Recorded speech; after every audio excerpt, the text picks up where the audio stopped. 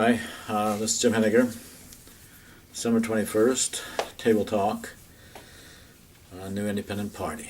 This is the last video that I'm wanting to make in this series. It may be the last of a series. I haven't figured out how to edit these, so I may not be able to add or change. I know through the videos that, as you come off of the thinking, you have to be thinking ahead of what you're saying. So there's been some cases where I've goofed up the date or the numbers, and anybody that wants to be really critical can find those. That's okay. I don't mind. But for the most part, I'm basically giving you a review of what I talk about in my classes, sociology, social issues classes, and I hope to be able to use them in class to supplement the discussions in class. It's also going to be a way for students to earn points because it's a springboard. You can start with this video and then go into the issue or issues in any direction you want. I don't ever ask any of my students to agree with me. I'm not trying to make little Jims of everybody. But I am bringing out some issues that I think are important to the future of not only the United States, but of the entire planet. I think we're at a crossroads. If we don't move in some new directions, and probably in my lifetime, certainly in my children and grandchildren's lifetime, I think we're going to be in serious trouble, either environmentally or global warming and all of that kinds of issues. I think we're going to be in trouble politically. I certainly see the very good possibility that we're heading into a stage of fascism controlled by just a few corporate interests, special interests. It's an oligarchy already. It's not a true democracy where everybody has, of the people, by the people, and for the people. It's, government for special interest groups, and that's sad. Because that's really developed, in the last 50, 60 years.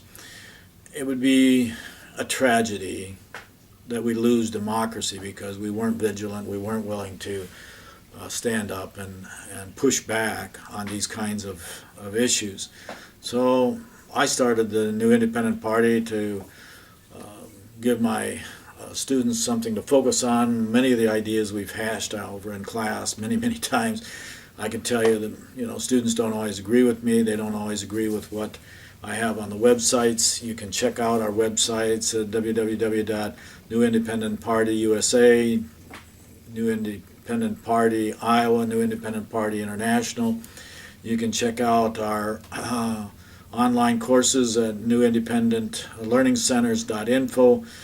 You can check out our wanting to start and organize credit unions at newindependentcreditunion.info. All of those are .info. And, you have 22 different videos here that can get you into any number of topics that you want to pursue. I just urge you to do some research, go out and get other resources, look at all these issues as though they were a Rubik's Cube with many sides, with many levels, with different priorities coming at you from different organizations on what they want you to believe. I urge you to be skeptical about anything that you develop as your way of looking at the world. It's your way of looking at the world. You should put it together and be very, very reluctant to take anybody else's point of view until you've researched it and made some decisions for yourself. Okay, that's the gist of this. This last one is probably going to be the most controversial. It's probably upset the most people because it's the most emotional of all of the topics that I get into. And some semesters, if I see that there's some very traditional students, I'll just skip this section because it's not worth it. We're talking about religion, if you haven't guessed it. And in one session I can remember a young 18-year-old girl actually breaking down and crying and running to the dean and protesting, the that I was talking about such and such in class. That happens, you know. But she just wasn't willing to be open-minded, and I wasn't presenting it as though, you know, what I was saying was the only way to look at it. I was just saying that, you know, as we looked at things from a Rubik's Cube, that there are other ways of looking at religion than probably what, you know, somebody's been raised in Sunday school class or gone to church or synagogue or temple or, you know, wherever they've gotten their religious ideas from. At some point you have to challenge those. You have to go out and look at all of the different kinds of information that are out there. And if you were taking a comparative religion class in a university setting that approached it objectively, you'd probably get almost the exact same kind of issues raised that I'm going to raise today. But if you take a religion class from a private college or a religious institution, you know, they're going to be very singular in trying to convince you of a narrative that you're, you know, very familiar with. Okay, so that's happened. I've taught at a Baptist college. I certainly saw, you know, that developing in students there. A lot of students were preachers' kids. In my own background, I have some skin in this, and I can relate it to you. I went to Morningside College, Sioux City, Iowa. It's a Methodist college, to be a minister. And I served in 3 different churches while I was there as a student minister, pastor, youth director. And, you know, I saw things firsthand. I can tell you that if you want to know how I look at the world, you know, go back to when I was 4, and I can remember we were, you know, there's my sister, younger sister, and younger brother, my mother and father.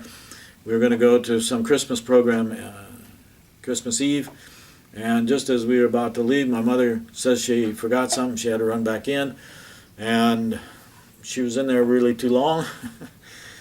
So I wondered about that. When we got back, Santa Claus had come and he drank the milk and he eaten the cookies and all the gifts were there. So, you know, I'm thinking, that seems a little strange, you know, put the dots together here, you know. So the next year, when I was 5, I hid under the desk. In fact, we still have the desk in the back room here, so it's an antique. I hid under the desk. We didn't go to any program that night, and I watched my mother drink the milk, eat the cookies, and put the gifts out. So I knew, you know, I knew there was no Santa Claus, probably at age 4 and certainly by age 5, because I checked it out. Okay, so I do that all through life. If I have a question about something, I go check it out, and I develop some kind of investigation to come to a conclusion. Okay, that's how I learn, and that's really how I recommend my students learn. That they take an issue and you know, a question, and they go out and research it, and then come to a conclusion, and then feel good about it. Okay, if you can't feel good about your conclusion, then, you know, maybe you haven't done enough research, or it's a much more complicated issue than what you've encountered. So 4 or 5, I knew that Santa Claus wasn't there. I went to college to become a minister. I majored in theology, particularly the New Testament. I also had a full major in philosophy and a full major in sociology. So I had, you know, almost 90 hours in those 3 different major areas, and I graduated in 3 years. So I was going very fast, year-round, you know, summers, semesters around, because I was anxious to get on to the real world. And as I got into more and more of the theology classes, I had very good professors, Jewett and Stevens. They were excellent professors, but they were, you know, in that narrative of probably a liberal Methodist. Okay, so they were, you know, willing to open up discussion on things and suggest that, history might be a little different than what we've come to accept in mainstream theology. But they were very limited in how far they would go with it. So as they opened up questions, I was very willing to go farther. And I would read. I probably owned over 400 books in religion alone while I was in college. I was always buying everything that came into the bookstore. I'd read everything I could in the library. And here I had these experiences that were part of my theology work grant. The first one was in a small Methodist church in Riverside. I don't even know if it's there anymore.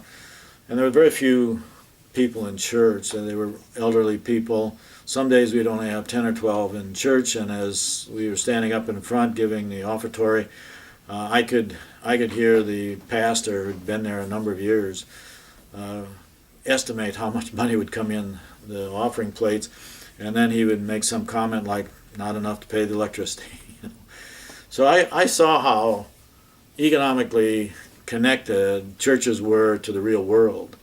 And I think the Methodist Church has closed something like 1,000 churches in the last 20 years, simply because they couldn't economically keep them going. There weren't enough, coins in the plate to pay the bills, so they had to close. And the second one was a Presbyterian church, a large church there in Morningside.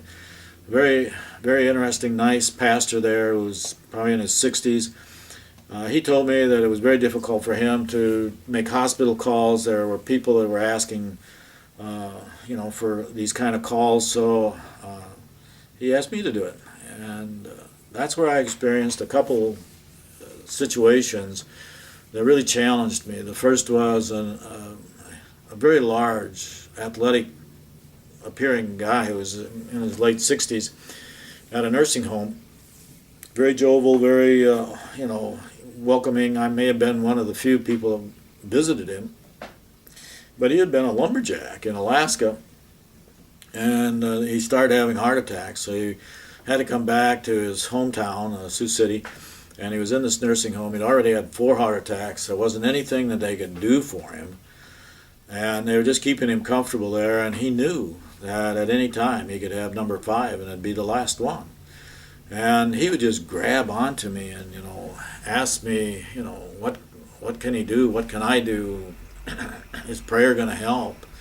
Is believing in God going to help? And, he was desperate for answers, and he wasn't satisfied with anything that I gave him. And any prayer that we got into didn't satisfy him. He just hung on to me. He didn't want me to leave. So I saw the desperation of people as they faced death, and how that changed their perspective of everything. The second one was even more dramatic. He was a young man, maybe 38 years old, who had severe case of diabetes, and it had resulted in both legs and both arms having to be amputated. And he was taken care of in the hospital there in Sioux City. He was in a bassinet, a baby kind of bassinet or crib, and his family wanted somebody to come and pray with him. And as I would approach, he would start swearing at me, get away from me, I don't want to talk to you, I don't want you around. He'd even spit at me. And so here was another case of a person that was very close to the end, and religion was not giving him any answers at all. He was very bitter, very upset with the world, and basically shut himself off from anybody. And I don't know how either one of those cases came out, because the summer ended and I moved into my last placement, which was a youth director for the Grace Methodist Church, which was the campus church. They probably had 600 or more people there in 2 different services on Sunday. So it was a large church, well attended, and of course the students would come there. And I was in charge of junior high and high school MYFs, the youth groups, and I enjoyed that. I got along very well with the young people. I was married by that time, so I could see how they were looking at issues that I had already gone through. And one of the practices that I got into that seemed to connect with the young people the most was that we would go up on the sanctuary of this large church, the roof line went up like this. There was a big cross and the lights. We'd turn off all of the lights in the sanctuary, and we just have some lights up there on the cross and on the sanctuary at the top. We'd just sit up there and talk about things. They would raise questions, and we would, talk about them. And particularly the junior high students, they felt very good about that. I could tell they felt like they were connecting somehow to each other, but also to their faith. And then right towards the end, like we probably only had a couple more meetings left in that year, and I was graduating from college. All of a sudden, this very tall guy come in to the church, turned on the lights, and started basically cussing us out. He wanted to know why we were up there. He was saying, we didn't have the right to be up there. That was reserved for ministers only, that we were, committing terrible sins by sitting up there. And I didn't even know who he was. It turned out we had to leave, and everybody left in, very upset. The young people were very upset. We left, and it turned out that I talked to the head pastor, Dr. Green, who was a very nice guy. He said, no, this is an associate pastor that just arrived. He's going to be helping me out, and he'll be taking over the youth groups over the summer. So I didn't say anything to him. This next weekend we had an outing. We went to a lake, and it was a Methodist camp there, and none of the junior high kids came. A few of the high school came.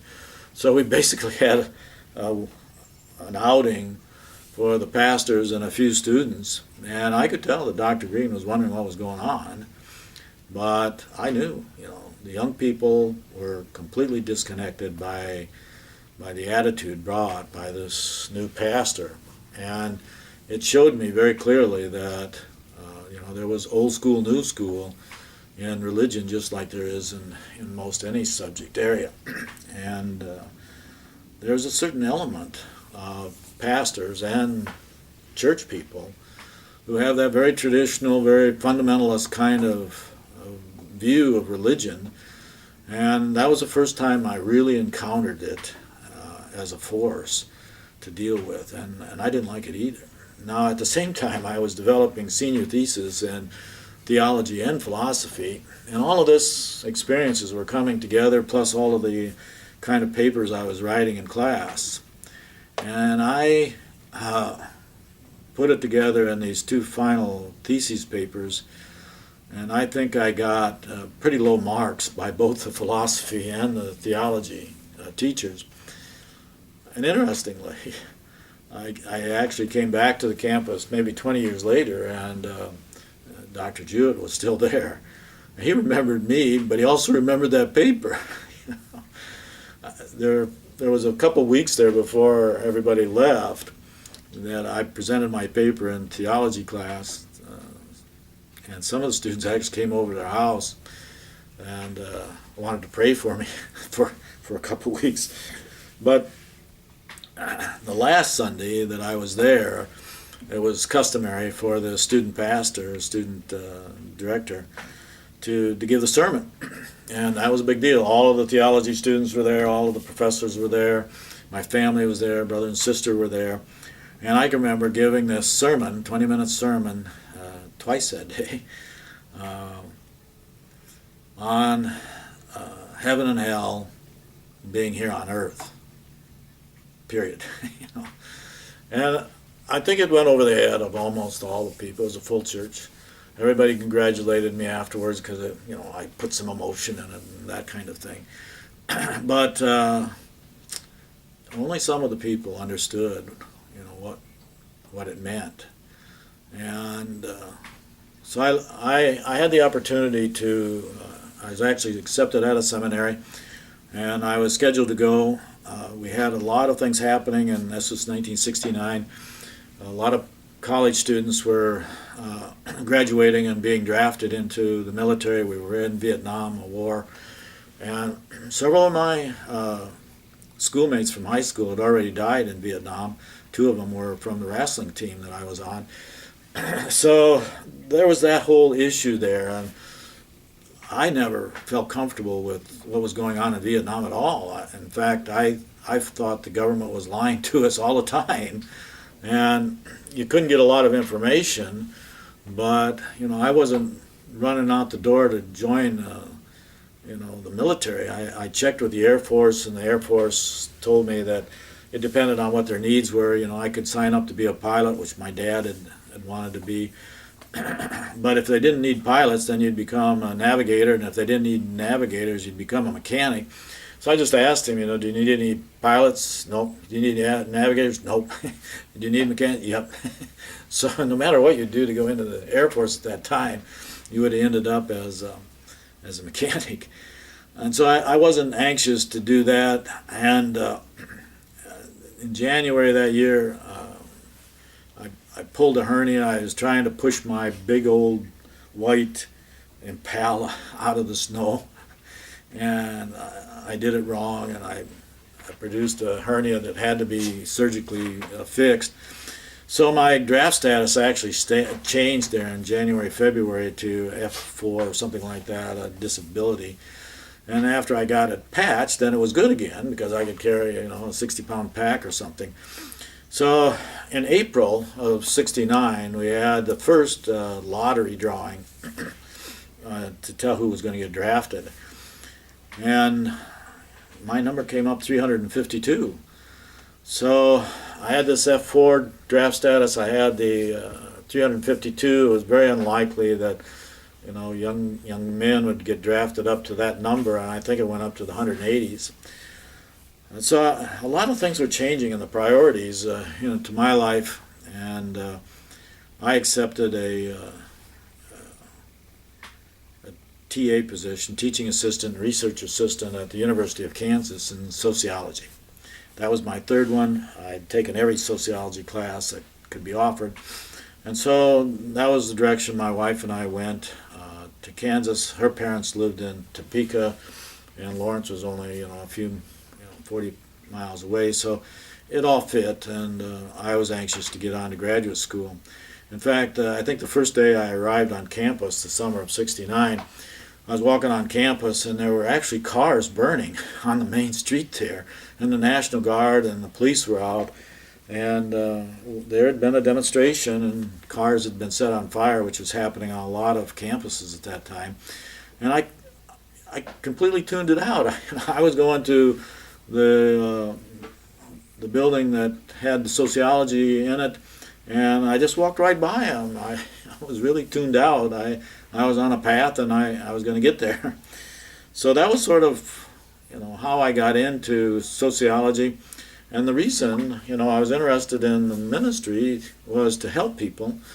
But what I found in my experiences was that religion was an organization, and you had to have money coming in, and you had to take care of people, psychological counseling and religious counseling to take care of these people, to keep the money coming into the coin box. And particularly on the minister's level, they had two faces. I could see a professional side where they would say certain things like they had them memorized, and how they would interact with people. But then when you got into private conversations with them at dinner or in their office or something, you'd hear a completely different side to the professionalism side of it.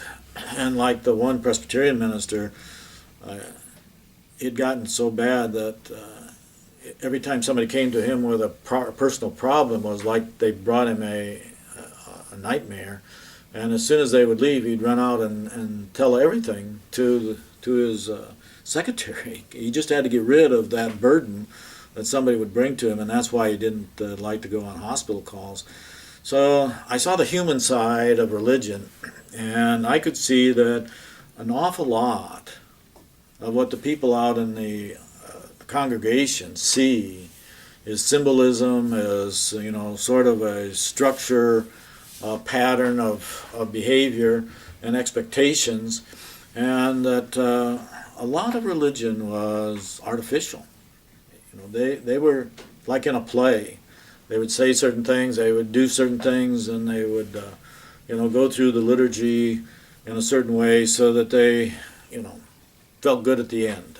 And as I looked at all of that, I became very uncomfortable with the whole thing. And I don't think I was in a church again until my two kids were baptized. And now I have a third child, and we haven't gone to church. And I'm lucky that the two wives didn't push me on that. I left it up to them. I didn't speak against it. I didn't speak for it. And it turns out that my oldest son and daughter have gotten into religion, pretty deeply, I would say. And we've had some issues, where we don't want to talk about religion when we get together, because we're pretty much on different sides of the Rubik's Cube, to be honest. They're very traditionalist, very fundamentalist. They're very emotional.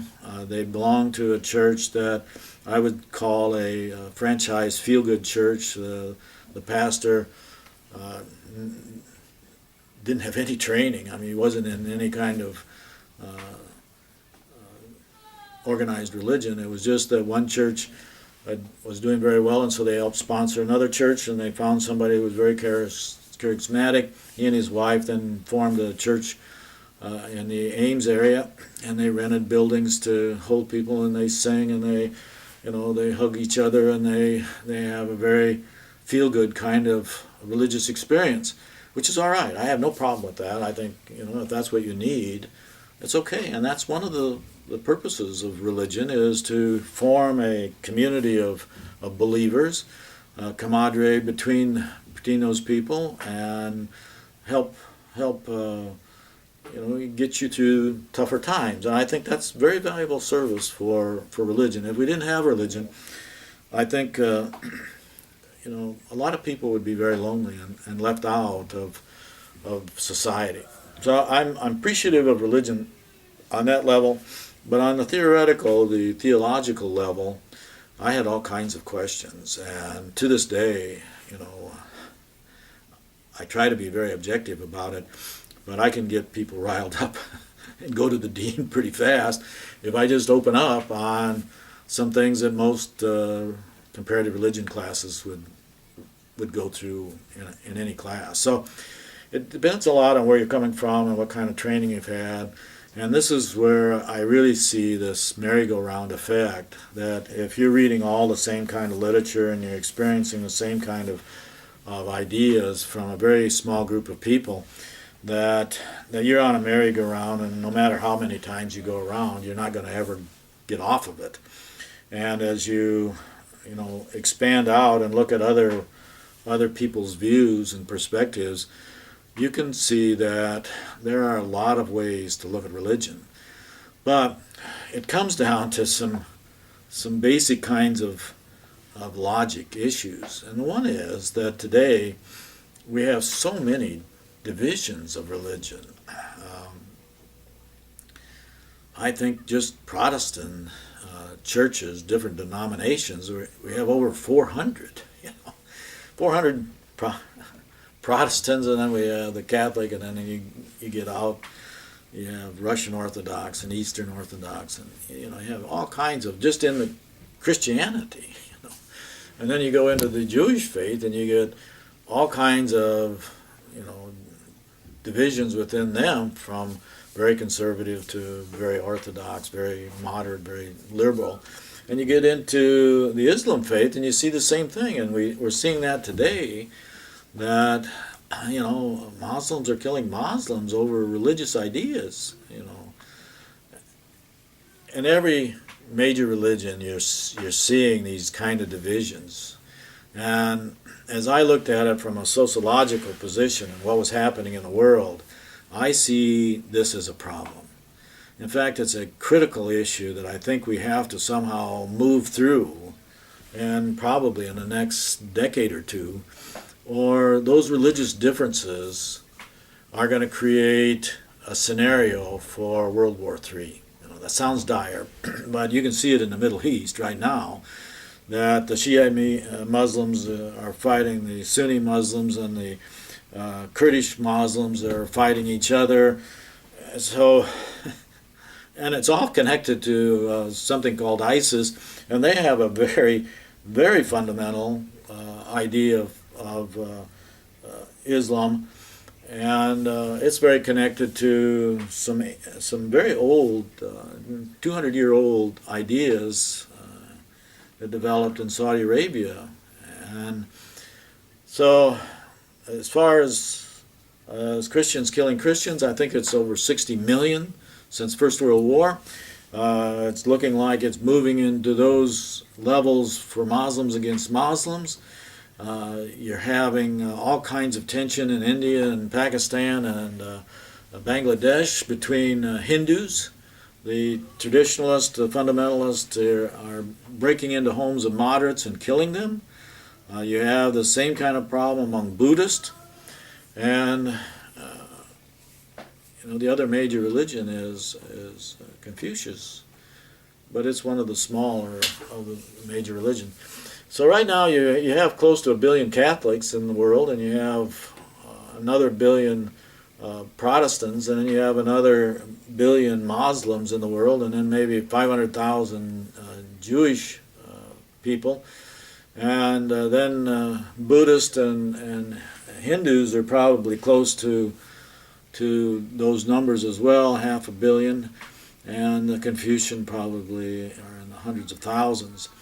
So you have that kind of breakout around our planet, and they have some similarities. All the major religions have 4 or 5 tenets that they probably agree in. They all have some sort of idea of an entity above themselves, a God, an entity out there that they worship. And they have different forms of those gods in each of these religions, but they have some recognition that there's something larger than themselves, and they try to relate to that entity. They also have some ideas that there's sort of behavioral code, a golden rule kind of thing, and they all have something similar to it, so that, do unto others as you'd like them to do unto you, do unto others as they've done to you. I think the golden rule now in economics is he who has the most gold rules. So we've seen that. And there's some challenges to that rule just in the last decade or two of the golden rule, that if you're a person who actually wants to be involved in a relationship where somebody's cruel to you, a masochist, or does that golden rule still apply? And I think it's moving in the direction of behave with others so that everybody benefits or is comfortable. Now, if you're thinking about this is very close to non-zero sum. Okay, so that's where I'm going to come at this today. Is I see a trend moving from very traditional, fundamental religious thinking in all of the categories, all the different faiths, and we're moving in a direction of more progressive kinds of thinking in these areas. But there's actually several different trends going at the same time. So in every religion, particularly the top 5, you have a continuum. On the one side, you have very fundamentalists, very traditionalists. They think that their literature is sacred. They think it was inspired by their God. They accept it, that they can't change it. It's in cement, and they believe it's sacred. And then you come into towards the middle of the moderates, sort of like the Presbyterians and the Methodists might have. And they would consider that the Bible, for example, was an inspired book. It's a literature, and that it has been influenced by human interpretation. They think that there's a deity that's sacred and that they can relate to that deity. And then you come over, a more liberal position would be that the Bible was a book of literature, that it wasn't really sacred, it was actually written by men or mankind, and that it has great value for its literary value, but also because it teaches us a lot about living and getting along and all of those kinds of things. But it's not sacred like these people are thinking of sacred. It's sacred because we're making it sacred. It's not sacred because some God has made it sacred. So you see the trend. And actually, research has showed that in all faiths, from Buddhist to Hindu to Jewish to Muslim to Christian faiths, people are moving in that direction, and it has an awful lot to do with education and being able to compare ideas. So as more people become educated, they're moving in that direction. Okay. Now, if you get out to this end here, the progressive Christian, the progressive Muslim, the progressive Jewish, they all have pretty similar ideas about their religion, just as the other groups have. And people can be in several groups at the same time, but that's sort of the differences between them, and they're moving in that direction. However, there's a counter trend where people, particularly on the most conservative end, the traditionalists, are having a backlash against what's happening over here. So you'll find traditionalists who say that these people are as much of a sinner as the heathens are, that they're out of step with religion. And I think I've mentioned that even in the Islam, there's a movement now where some 40 million Muslims are moving to a very conservative interpretation of their religion, not militant, but they're going back to some very fundamental kinds of ideas of early Islam faith, and it's just a movement that's moving through countries, particularly with people that don't have a lot of education, and not necessarily that's the only variable, but it's sort of return to their roots in that religion. And you've seen that also in the other faiths as well, that there's a counter trend to it, a pushback to this movement to the more liberal, and those people have become very political. I believe those are the people in the 1980s that were in the Baptist church, the fundamentalist church, the evangelical kinds of churches, the people that had TV, Sunday morning kinds of shows, and they got people stirred up over emotional issues, which were typically social issues like abortion, and today it's gay marriage, and they've been able to identify those social issues as ways to get people to come to their services. It's a marketing tool to identify these issues and get people to come to church again. Okay, and that's another trend that's happening, is as the theological kinds of things have moved in this direction, the church attendance has gone down dramatically in all faiths. In fact, in the Catholic faith and the Christian faith, the Protestant faith, we're seeing from 1950 to 2010 almost a reduction of 50% of the people attending church on a regular basis. Now, the number of people saying that they're changed on the theology hasn't been that severe, but it's now down, instead of 90-some% agreeing to the faith and the theology, it's probably down in the 70s in the Christian area. And more people are moving, to the more liberal interpretation. And a lot of that has to do with just the change in culture. People, husband and wife, are both working. A lot of them are working 2 or 3 jobs. A lot of people just want to rest on Sunday. They want to go play golf on Sunday. And so they changed their lifestyle. They changed their culture. And religion is sort of moving in a downward direction for a lot of people. And as education increases, that's also true. So you get to this point where, the research has showed that people can be highly educated, but still very narrow-minded in how they look at certain issues. And this is one of those. So you're getting more and more people that are very strident in their opinions of what's right or wrong. And they've moved into politics.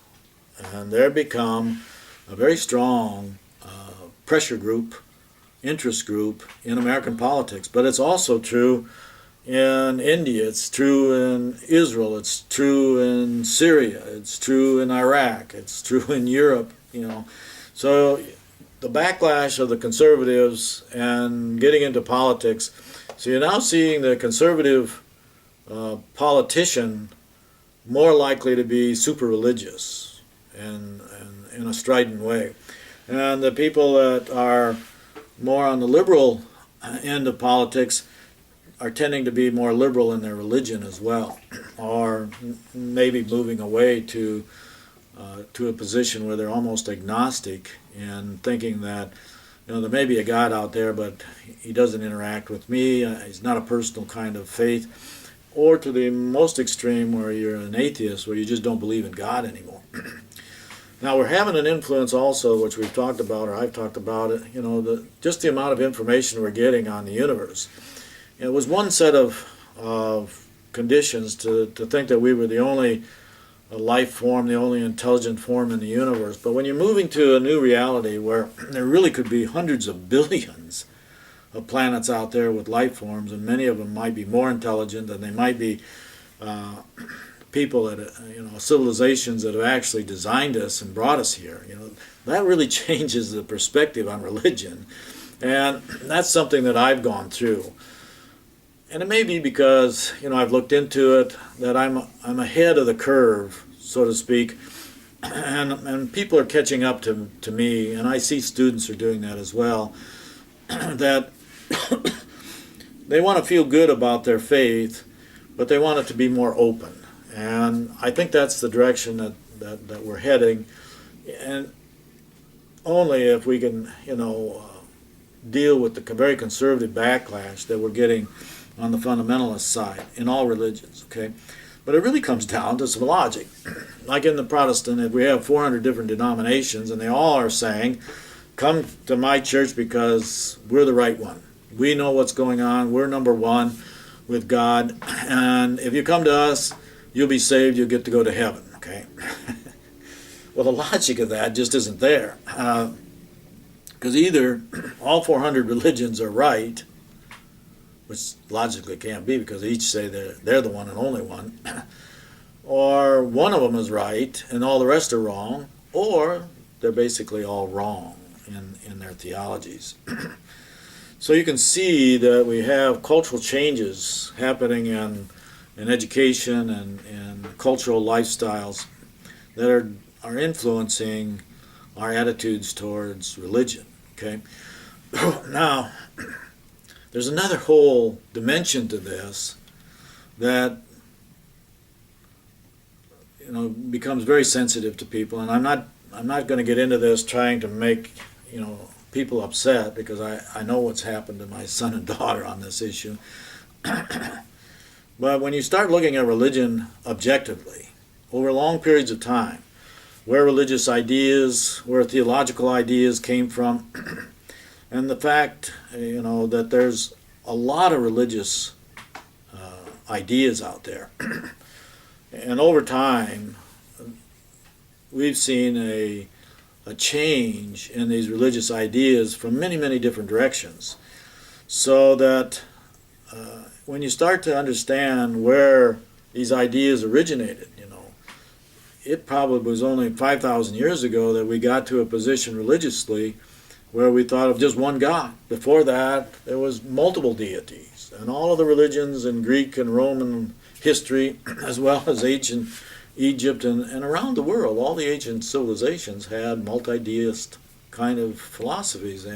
They had a god for planting and a god for harvesting and a god for the moon and a god for the sun, and they had a lot of gods. And it wasn't until the Jewish faith and some of these other faiths developed 5,000, 4,000 years ago that we started moving into some of the more modern religions. We also saw at this time a change in how we viewed humans. Okay, if you go back 5,000 years, the ancient civilizations, they all, this has been a stewing point for me for many years.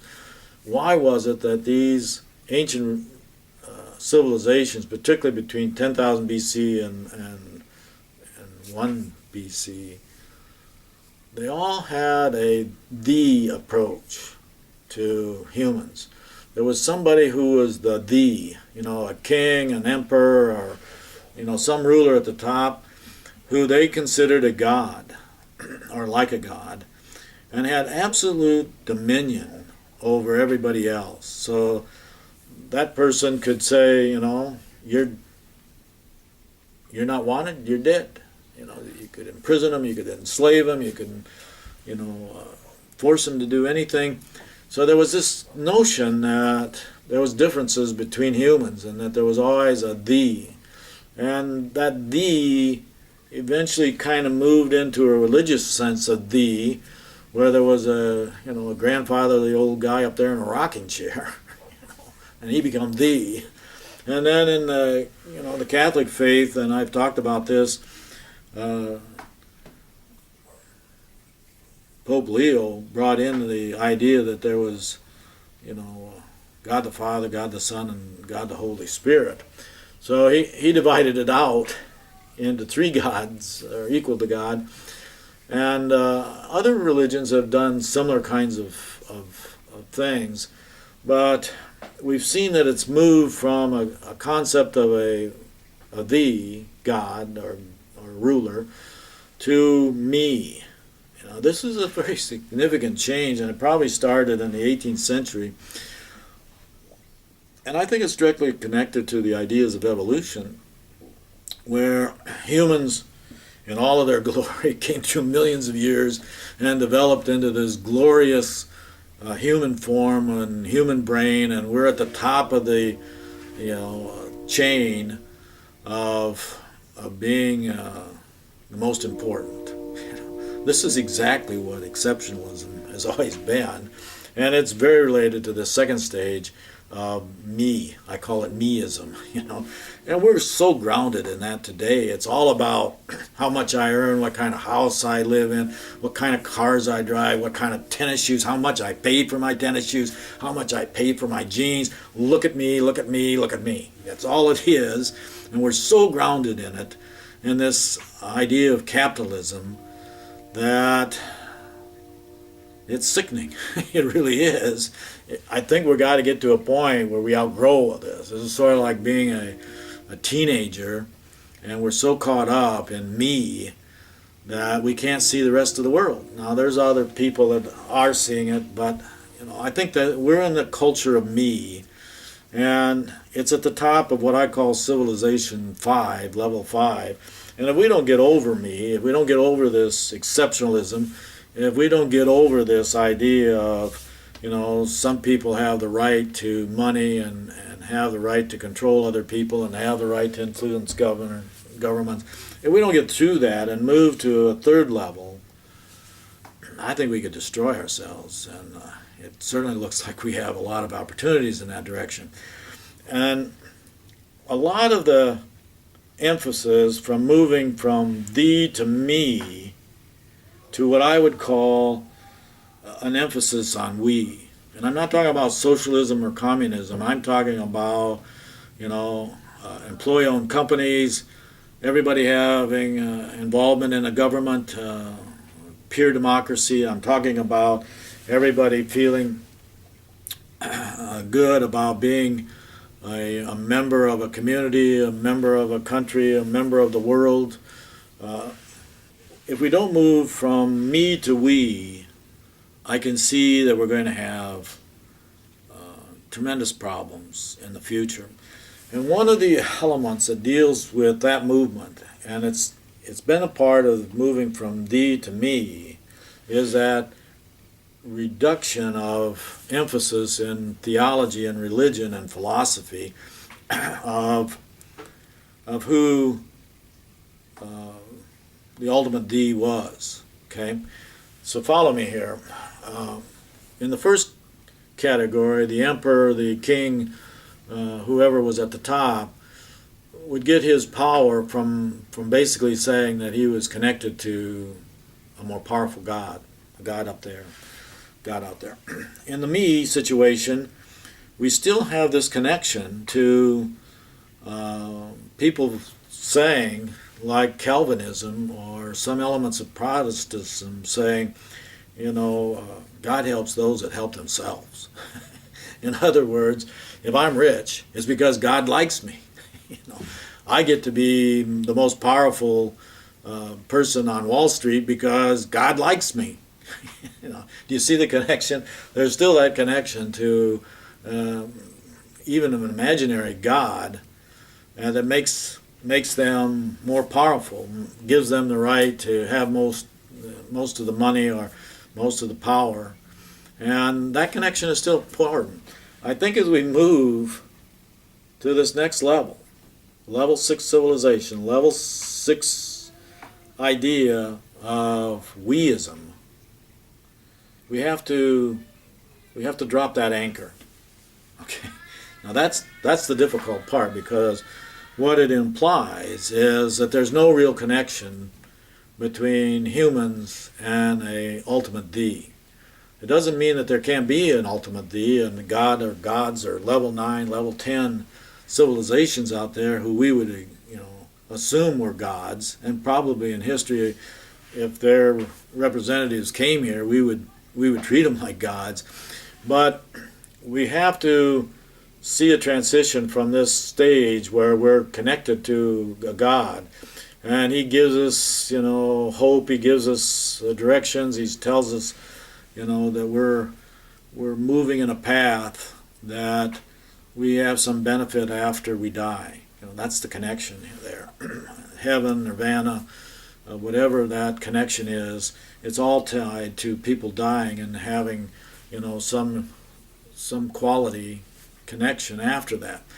And to go to level 6, the weist kind of level, I think we have to come to the realization that there isn't any connection, and that all of the religions have been basically put together by humans for cultural, social reasons. Okay, this is very difficult for people to understand, but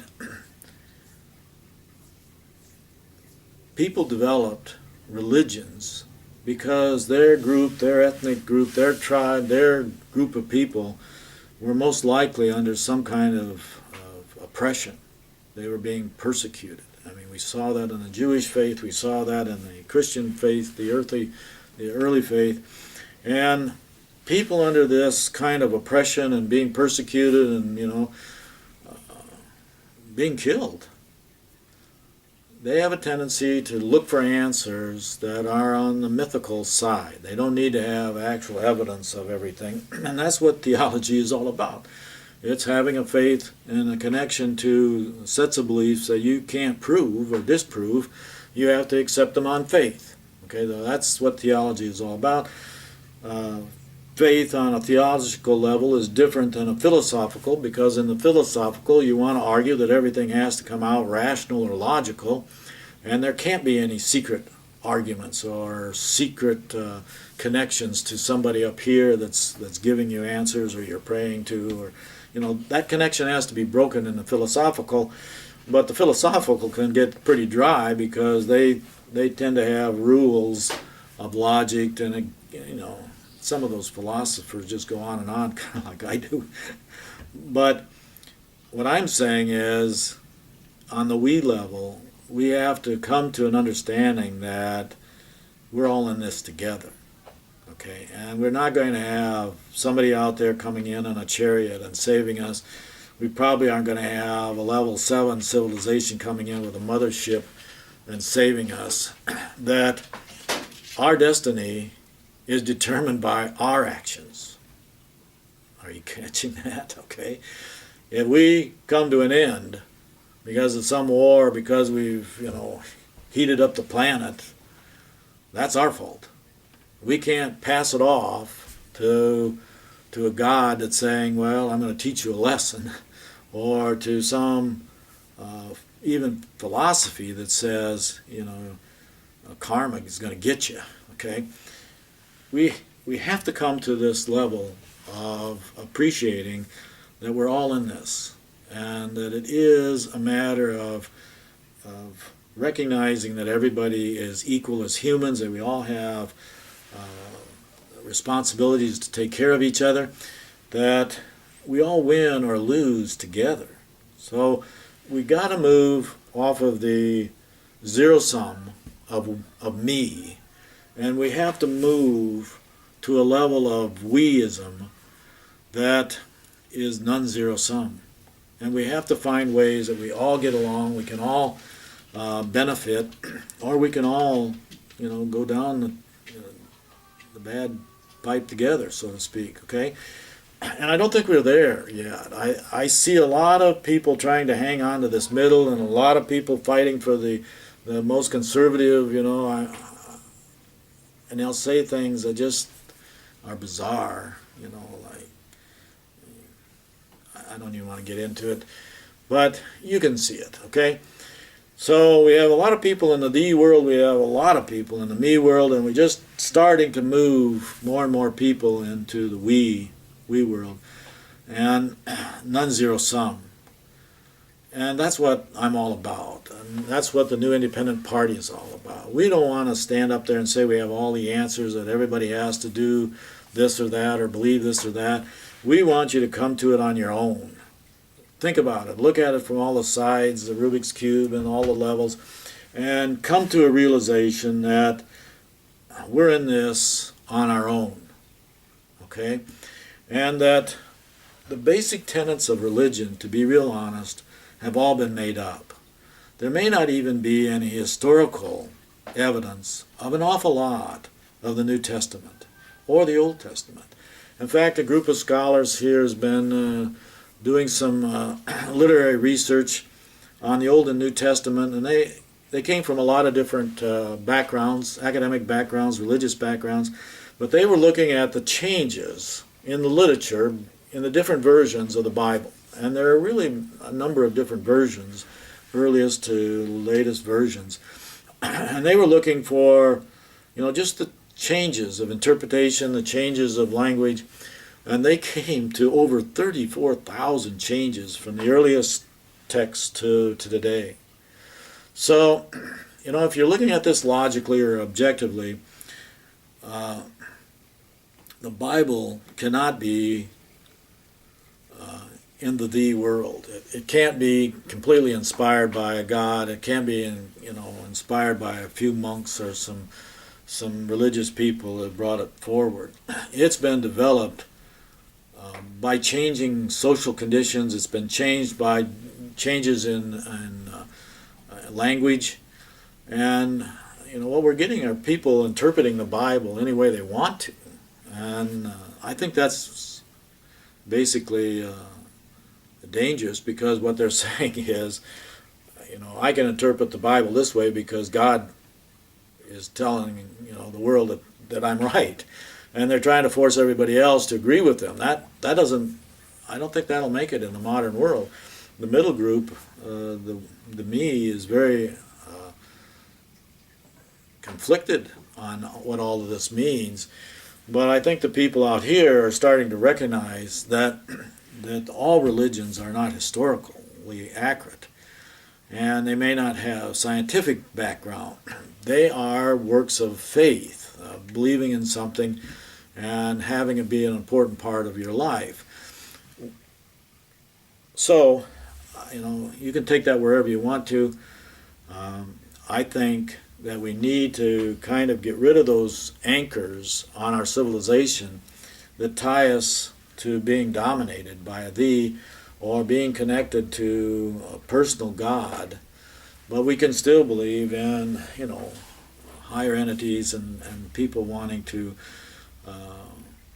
feel like they're part of a large universe. And I think, as we get into more knowledge about the universe, we might find out that there's a universal energy that flows through all of us, and that we really are all connected, and that there might be, civilizations that are much more advanced than us, and they probably have answers to things that we don't even think about today. So I think we have a lot of room to grow. And as we get into level 6, if we get there, we shouldn't have this anchor of thinking that we're exceptional or that we're special or that we're tied to some religious symbolism. Okay? I think we got to move in that direction, and the new religion, I think, is going to be Weisn. I am a proponent of that. It's ecumenical, it's inclusive, it's not divisive. I think we take, some of the most significant parts of all the major religions, and we put them together. And there are some very good lessons for life in all of the religions. And we give up this idea that only one is right, and only one is speaking for God, and the only one is sacred. And we move to a level where we learn to accept where we are here on this planet, how we got here, where we came from, how we, interrelate to what's out there. And I think as we become more and more educated, more and more aware of these kinds of things, these kinds of concerns become less. And I think we're going to continue to see people move in that direction. I'm not an advocate of giving up religion. And the reason is that what's going through on the me side right now is that people are becoming very isolated, very lonely. That's not good. I think what we need is this sense of community, this helping each other, this taking care of each other, and we should set some goals and go after them. I think if we were brought here by more intelligent civilization, they would probably be grading us on the very goals of a weistic approach to life. I think, these goals would be, we're responsible for this planet. If we can't take care of the environment, the ecology, if we can't protect and preserve the species, then we don't deserve to be here. We're responsible, okay? We're the landlords. We're the stewards of Earth. And if we can't take care of this, we don't deserve to go someplace else, okay, to get away from what damage we do here. Second, I think we are our brother's keepers. I think we have a responsibility to take care of everybody, not just who we can or who we want to, but if everybody isn't getting the nutrition, they're not getting the water, they're not getting, safety, they're not getting housing, they're not getting jobs, they're not getting health care, we're failing, okay? It has to be everybody or no one, okay? And there's ways. We grow enough food to feed everybody. The reason people go hungry is that they don't have enough money to buy it, or we can't ship it there, or, politics, or people taking the food away from people. There's reasons, but we grow enough food. In fact, it's been suggested that we could probably put all 10 billion people in a country the size of Texas and take care of them. But the politics is just not there to do it, and we have to change that. The politics have to be inclusive of everybody, and it can't be nationalistic. It can't be the U.S. is number one. I see these damn ads where, a very young politician, a senator, coming out and saying we have to be number one and the world has to recognize us. Well, that's bullwinkle, That's exactly what exceptionalism is all about, and is exactly why the rest of the world mistrusts us, okay? It can't be about the United States being the only viable country. We got to work together. And that means we got to stay out of having wars. It's got to mean that we stay out of this kind of economy. We have to have balanced economy. We have to have jobs for everybody. And we can do that, okay? So everybody has to be involved. We're responsible for everybody. We're responsible for our planet.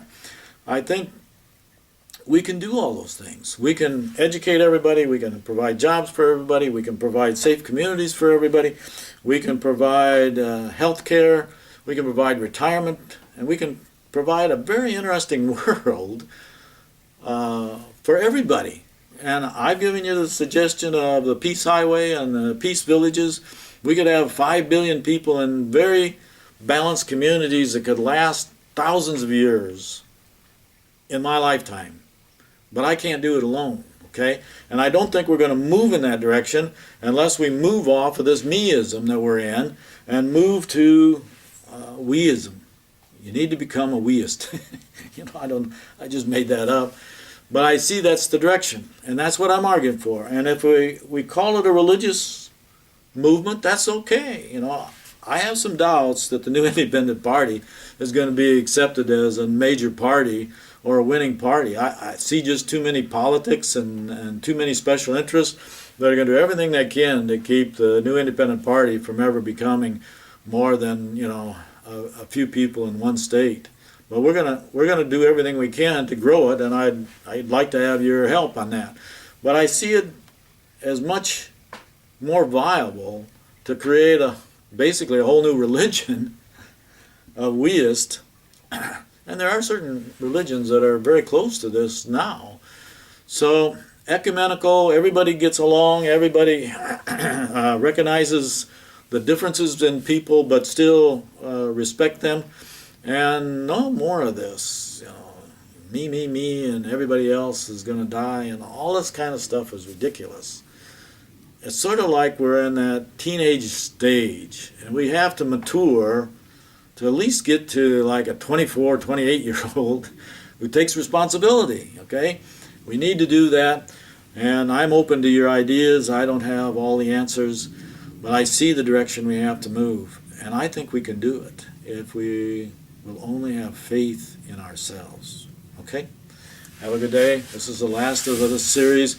I really would appreciate your feedback and your ideas. I just hope that you have a better tomorrow. Okay? Thank you.